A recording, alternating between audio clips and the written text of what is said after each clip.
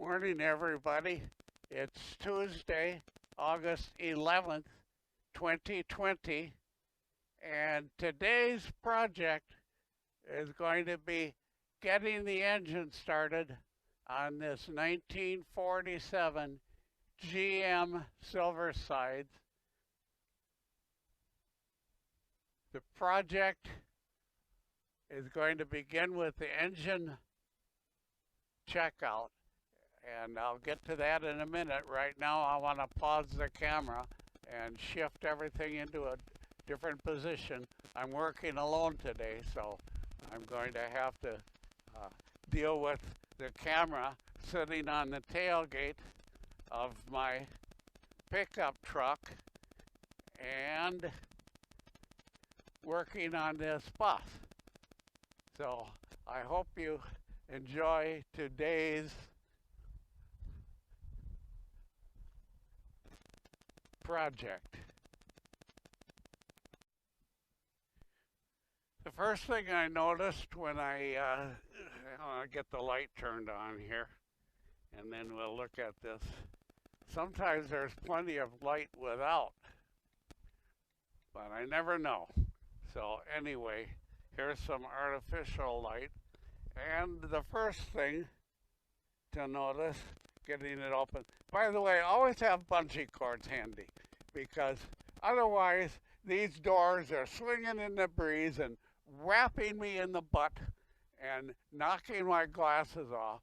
So always have bungee cords around when you're working on a bus, because no matter what, you're going to have the wind slapping a door upside your head, and that's very distracting.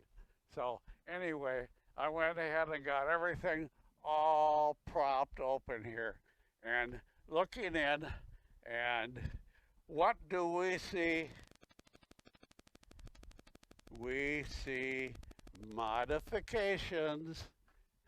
This fuel filter system is not original, and this valve cover is not original.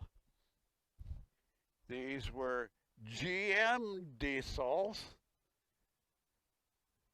inline 671s.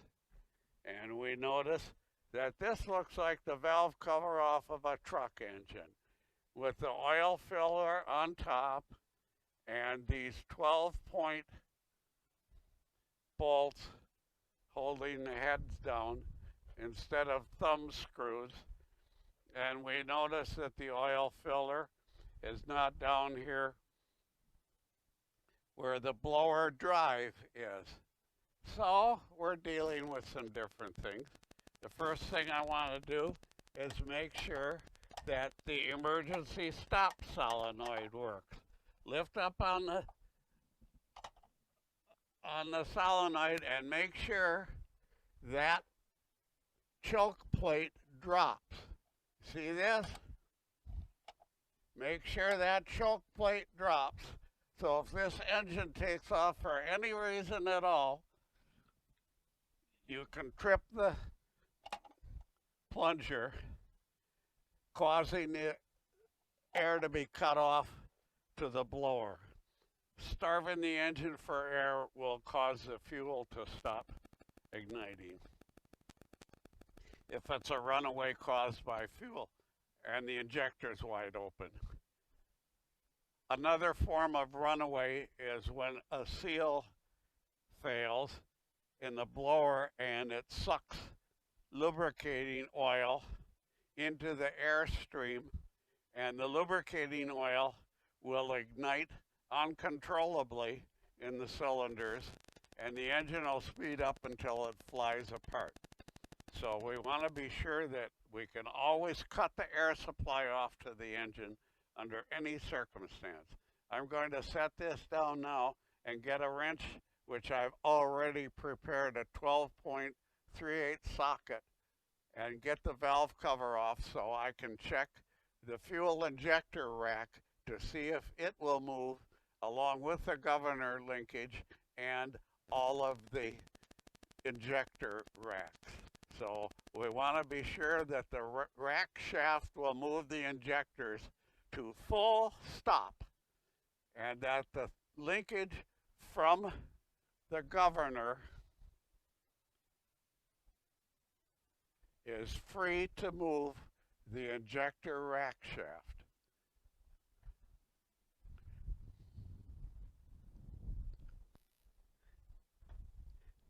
Those of you who watch me regularly are probably getting accustomed to taking your seasick pills before you watch my herky-jerky videos.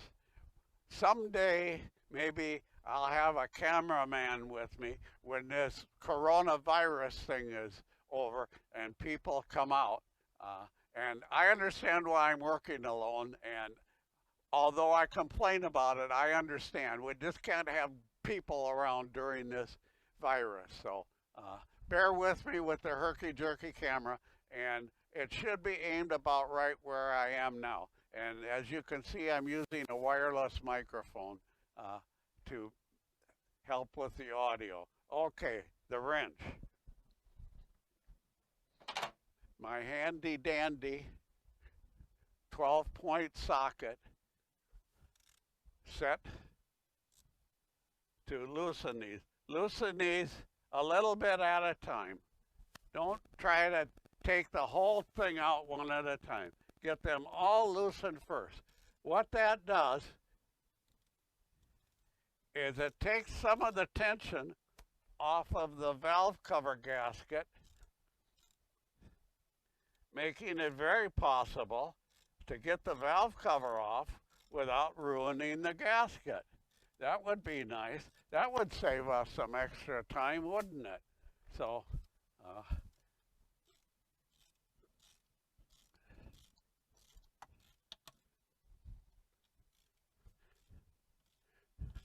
Stan wants this bus prepared for a fellow who's buying it, who's going to come down and work on it here at our Richfield Bus Company garage, which is where I am right now. I'm in the north yard, right inside the gate in Bloomington, Minnesota. I know some people are nervous about the location, but this is a commercial site, so we do have security. We have 8 former wrestlers, 6 males and 2 female wrestlers, 16 combat dogs,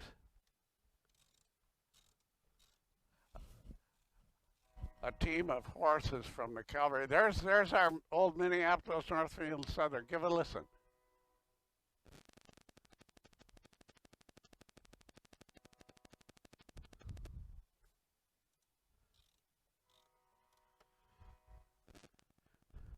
Some of you railroad buffs and locomotive guys, can you tell me if that's a Nathan Airchime KL5?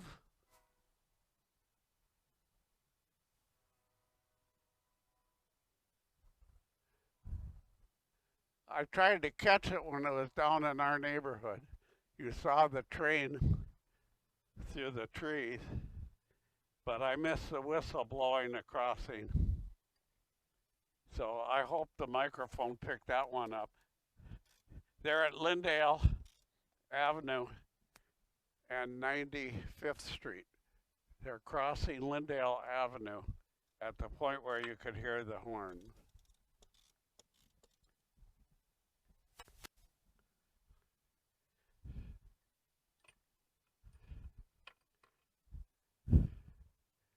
Goofy things. Who knows why? But I guess maybe this is to keep from bending the valve cover. I don't know why else they would build it that way. So let's see what happens here. Look at that. It came loose. Look at that. This may have been a recent. This engine, the way it looks, isn't the original setup. And I see we have a clearance problem here with this gizmo attached to the governor. I don't know what that is, and I'm not sure how to get this out.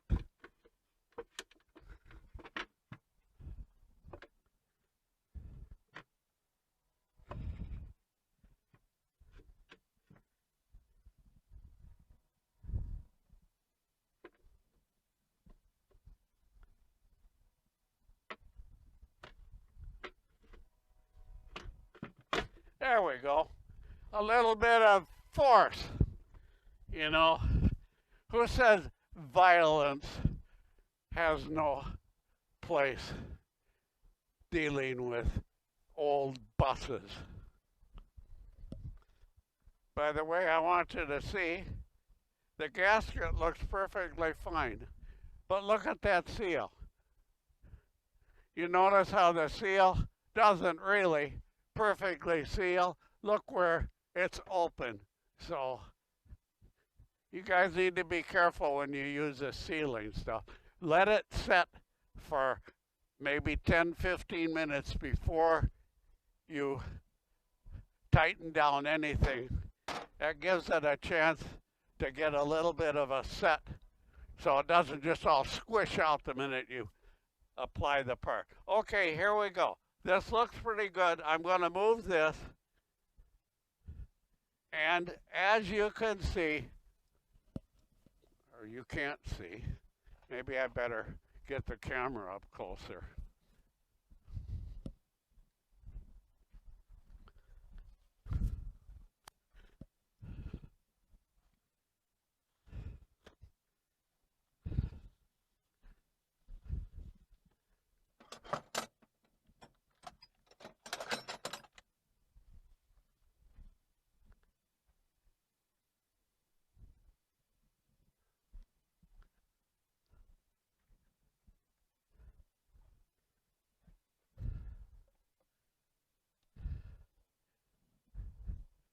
The rack is stuck.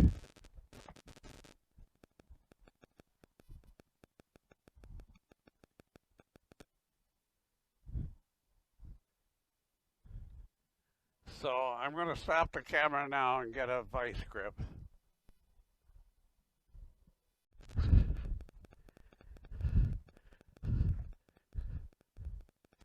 Well, would you believe I could not find the vice grips? I had to go to the hardware store and buy a vice grips. I didn't have any in my tool box, and there aren't any in the shop.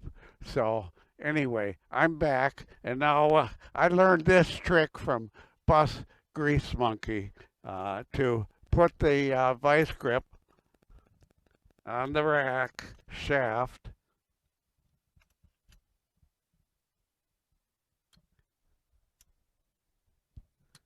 And now, getting back to what I was doing, is when I move this and see if I can get that rack shaft to move. Making sure that I don't bend anything. And I understand that I can move.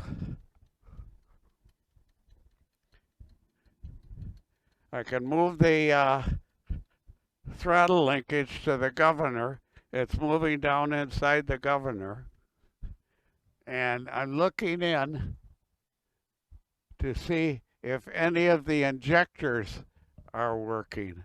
I'll bring the camera over here so you can see what I'm doing. And we'll see if I can move any of the injectors. Here's the rack shaft.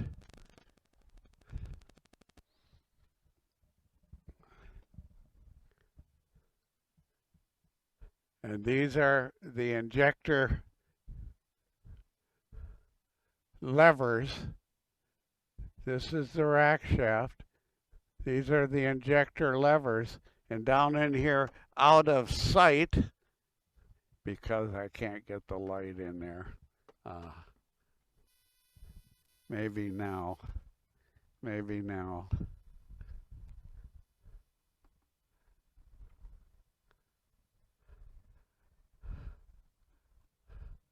Well, down in here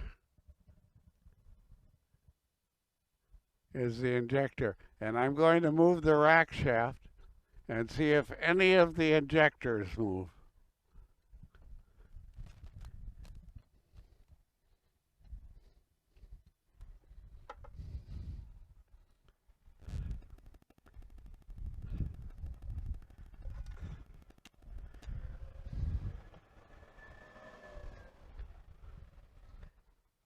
And we go over to the back side of the engine and we find nothing moves. So that means that one or all of the injectors are stuck. So the procedure now is one by one to loosen this. It means retiming everything, of course. All right, I'm going to put the camera back where it was. And I'm going to try to loosen it from the back side and see if I can get anything to move.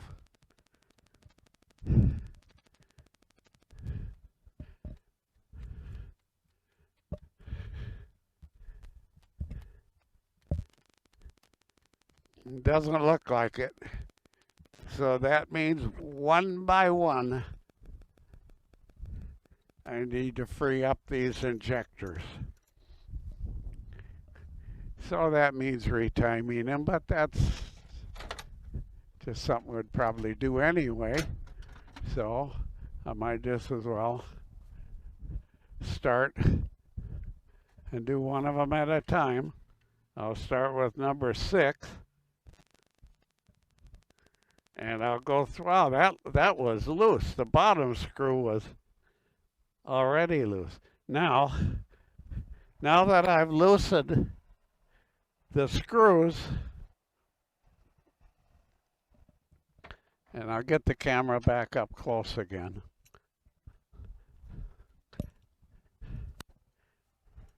And what I'm going to do now with the vice grips is to see if I can free up injectors individually.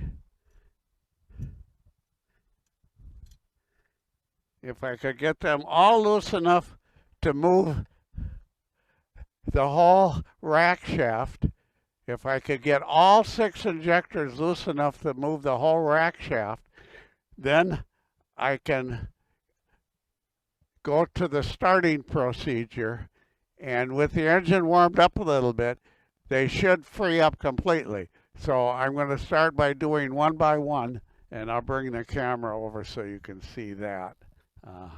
I've put the vice grip on number 1, or number 6 rather.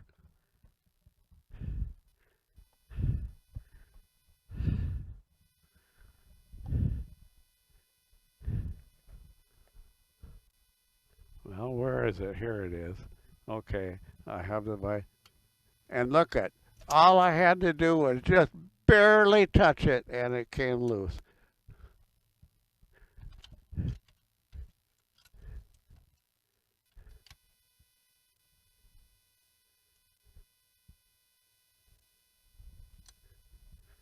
See there? No, you don't see it. See this? And now I'm moving that whole injector. I wish I could get this camera down in here so you could see. There you can see. Way down dark, that little dark square thing in the shadow. See that? That's the injector rack. So I was able to free up that injector by just loosening the screws on top, these screws, and moving that. So I'm going to do that now to the remaining 5, and then if I get all 5 of them loosened up, then I can reset everything and go to the next step, which is preparing the fuel system.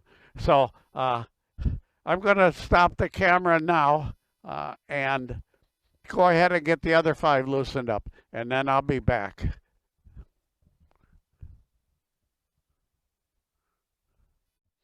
I spotted something that I should show you now before I go any farther. If I can get back to this, you see the injector rack? See this? Okay, now I want to show you something. If you look at this injector, you notice this. See, I'm getting in my own light. But if you see, that injector is all the way in, which is the full open position.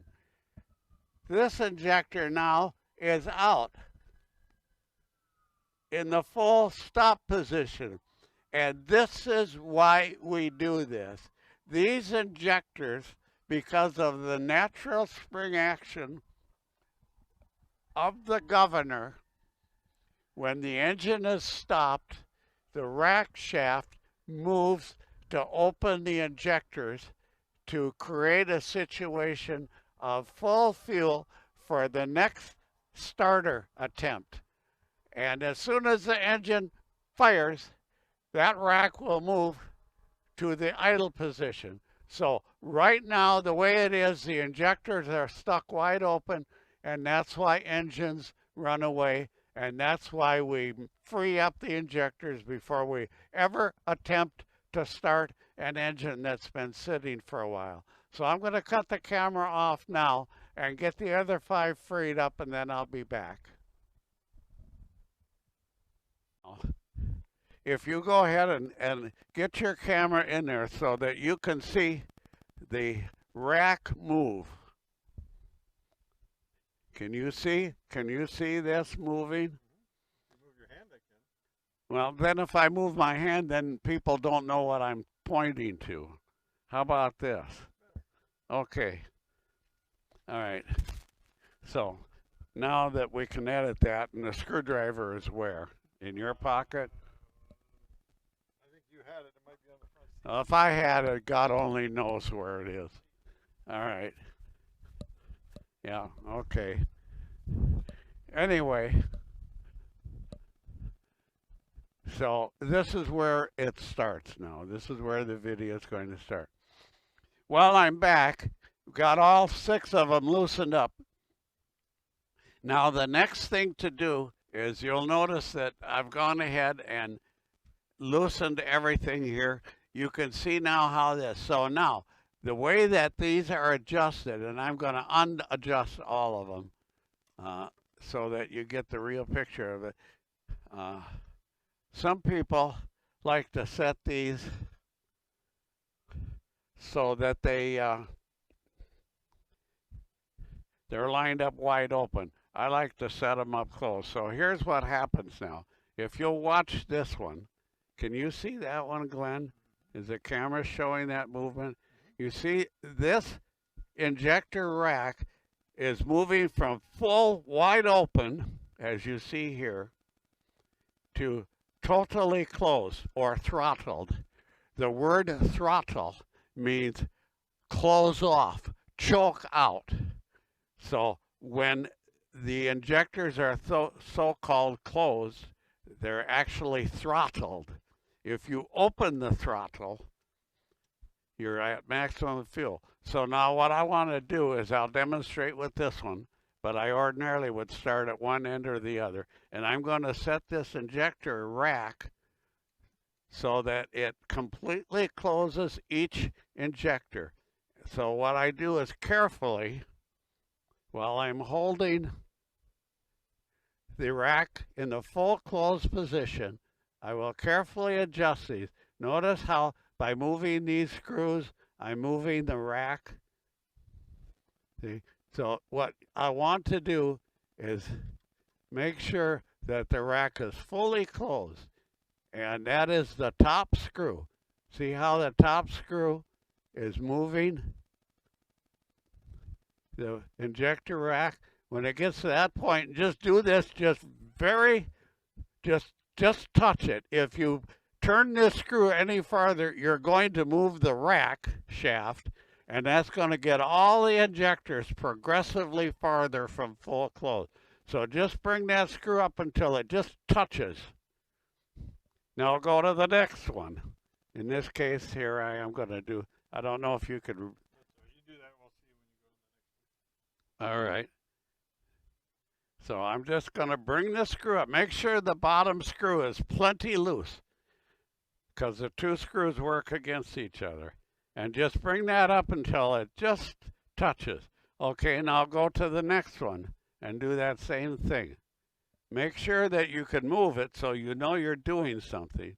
And now watch, I'm going to turn this screw and see how it moves that rack up to the closed position. Back this screw off so you're sure that you're moving that one. Just up to, just touch it, okay? And then the next one, and always make damn sure you're holding this rack shaft in the full closed position. Now these three that I've adjusted now I'll just touch with the bottom screw. Just touch with the bottom screw. If you move the bottom screw too far, you're going to move the injector rack away from the full closed position. All right, now we're going to go to number 4 and do the same thing. Can you see that? Okay. Now again, loosen the bottom screw plenty and adjust the top screw till it just touches. All right, the next one, loosen the bottom screw, make sure you're moving the rack, and then just adjust the top one just like that. And when you're sure you just touched it, then just touch it with the bottom screw. Like that. All the while, your hand is holding the rack shaft full close. If you get tired and if you get to moving this rack shaft, you're going to throw the whole thing out of alignment. All right, here's number 6. Just bring it till it just touches, and then the bottom screw till it just touches. Okay, now go back over. Make sure that they just touch.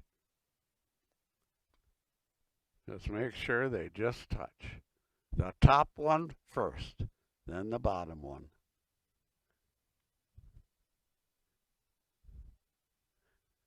Sometimes these screws get grit in them and they feel like they've stopped when they really haven't. Okay, next. Now, with the screwdriver, just gradually, just very carefully, just lovingly, just turn it just a hair tight, and the bottom one just a hair tight. And the next one just a hair tight.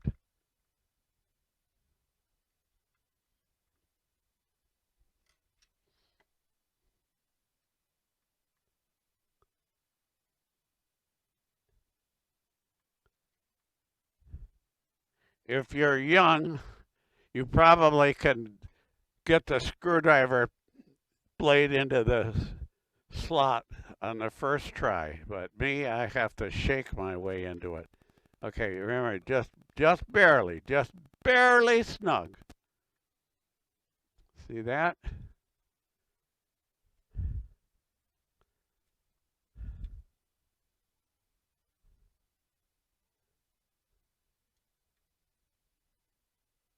Okay, now go back to number 1 and do it again.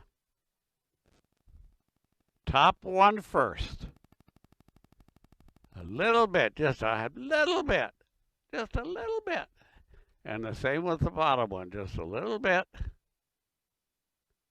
I hope the camera catches that little bit of movement. Just ever so slight.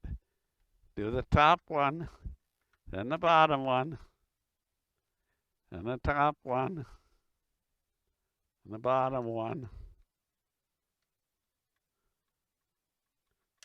Yeah. Come on, shaky. And the top one, the bottom one. All the while you're holding that rack shaft down, or holding it full. I call it down because show him with this. Show the vice grips.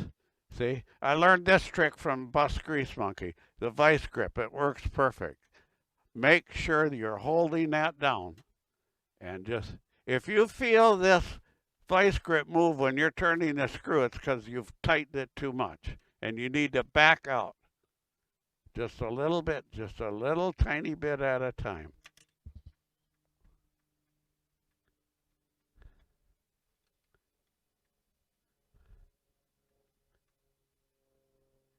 If you get one of them a little bit off, it's not going to make a difference, a big difference. The engine will still stop, but they may not open wide open. Okay, now this is my third journey, see? And there's still just a little bit more. Just the top one is tight. Now you can tighten the bottom one. Go back and get the top one. The top one pushes the injector rack toward closed. The bottom one pushes the injector rack toward open. That's why they have to be perfectly balanced. That's the way this engine was designed. It's a good design. I like these engines because each injector generates its own pumping power. Instead of having one master high pressure pump with 12 pipes running back and forth, we just have one. Each injector is its own pump.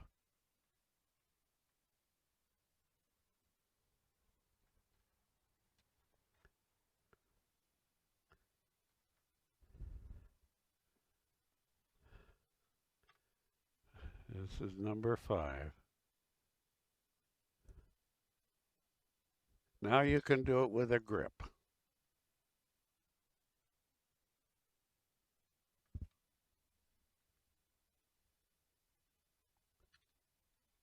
Remember, if you feel the rack move, you need to loosen that and go back. That one I can do twice. Okay. See how much these move?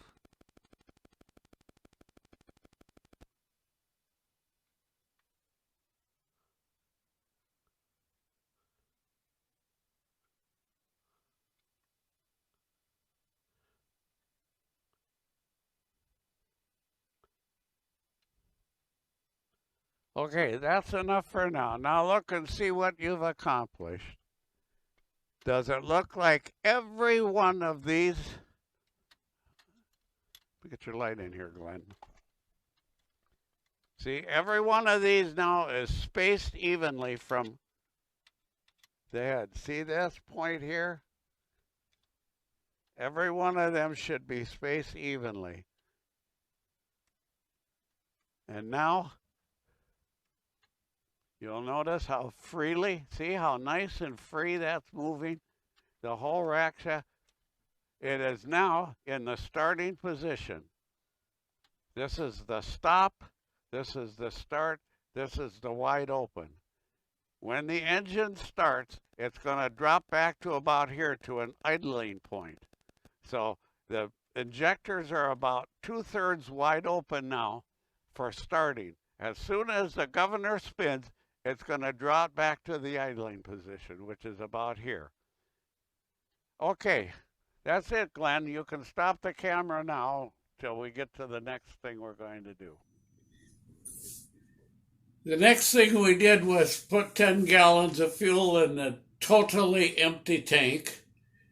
Then we attempted to connect a battery and we got a big spark. There's a short circuit somewhere in the main line, so that's where it ended for the day. And so I'm going to end the clip here. As you can see, we got the rack freed up. We got all the injectors moving, got the rack shaft freed up. The governor springs are really working nice. that governor just bounces that rack shaft right into the starting position with no delay, no friction or anything.